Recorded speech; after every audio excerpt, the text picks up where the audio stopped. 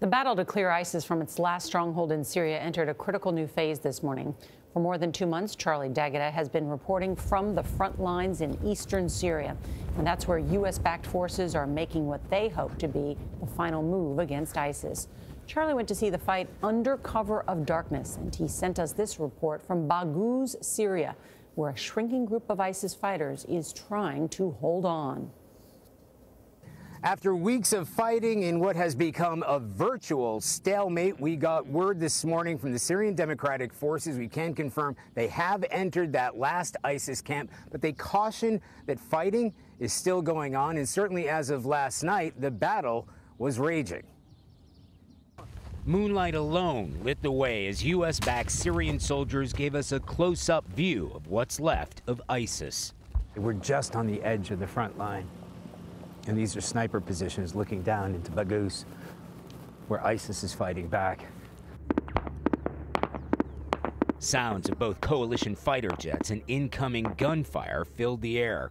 We've been told to stay low because just on the other side of that ridge is an ISIS position. And as soon as we got here, we heard bullets whizzing overhead. For weeks, American and coalition airstrikes had pummeled a tiny slice of land not more than a few hundred yards wide. It's hard to imagine how anybody can survive. Yet by day they emerged to battle America's allies on the ground here, soldiers of the Syrian Democratic Forces. Some look like teenagers. Agri Kabani told us they were taking aim at a group of ISIS fighters trying to hide behind trees. Are you surprised they're still fighting? It's still going on, he said, but there's progress every day. But progress is slow.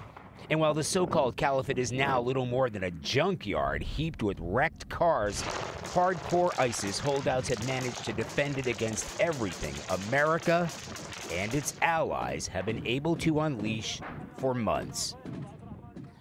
Now, nobody here is celebrating yet, and there were airstrikes overnight. We heard gun battles this morning. But the announcement from the Syrian Democratic Forces that their soldiers have now entered that last ISIS camp may be a significant step forward.